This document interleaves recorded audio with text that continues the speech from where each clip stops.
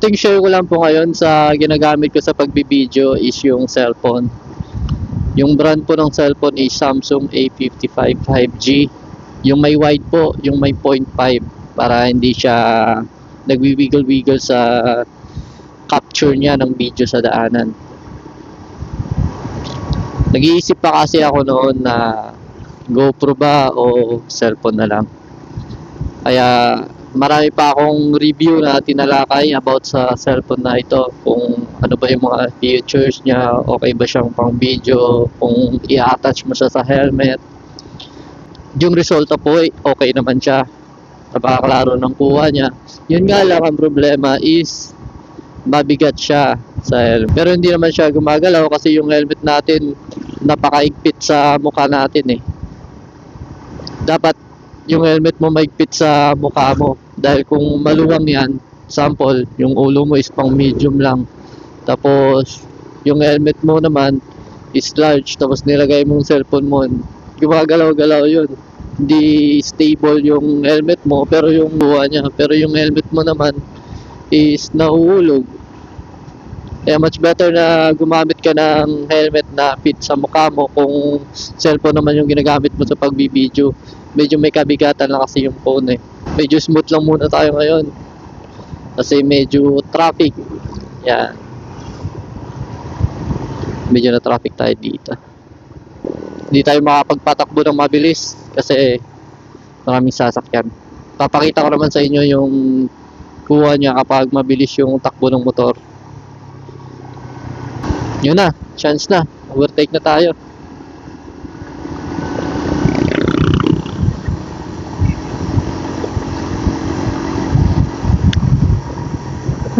Nakablock pa rin si Innova. Alanganin talaga. Let's go.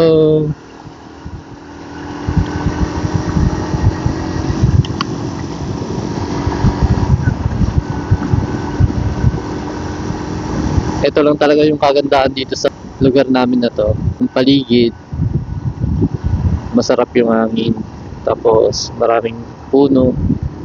Parang nakaka-relax yung biyahe mo, di ba? Parang mas lalo mong sinusulit at nag-i-enjoy ka talaga sa rides mo dito. Kahit na short rides lang. Ano meron? Ba't parang nagpaparade?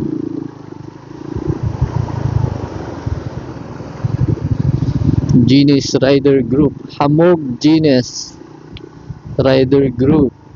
Okay, shout out sa inyo, JGRG. JGRG.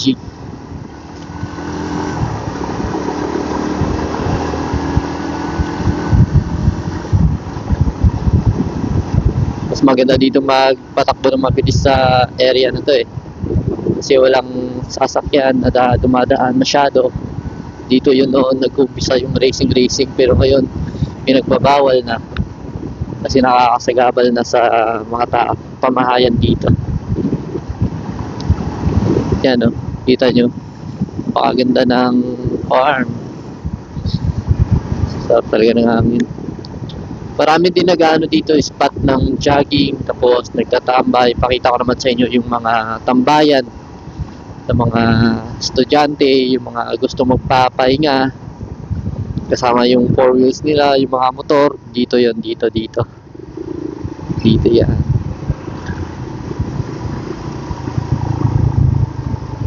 Ayan, heto yung spot na napakaganda. May nagpipiknik nga dito eh. Maraming i-stay dito ng mga pick up, nagpapahangin, natutulog, may nagpipiknik, nagbabanding, may mga sumasayaw.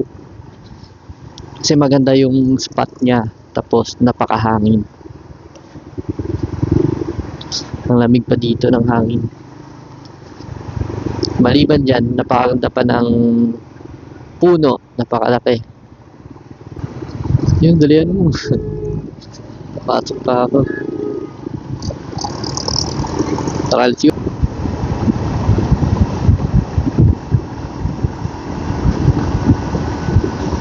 Sarap talaga.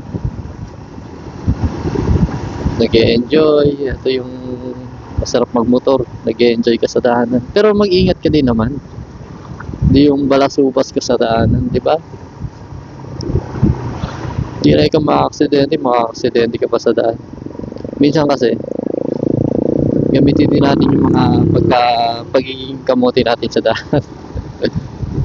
Pero sa maayos naman, di ba? Hindi yung nasasobrahan ka talaga sa pagiging kamote.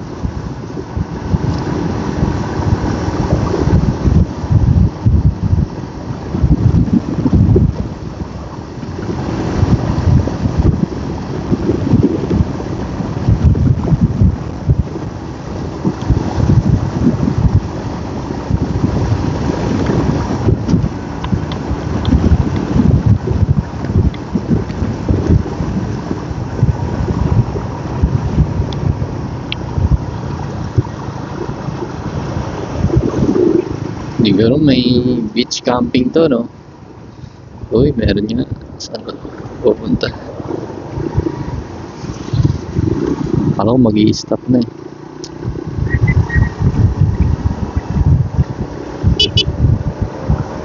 Meron nga. Wow, ang bilis ah. Grabe. Napakasakit ng ingay ng tambotso. So, sa muli, dito na lang po ako ulit. Bye!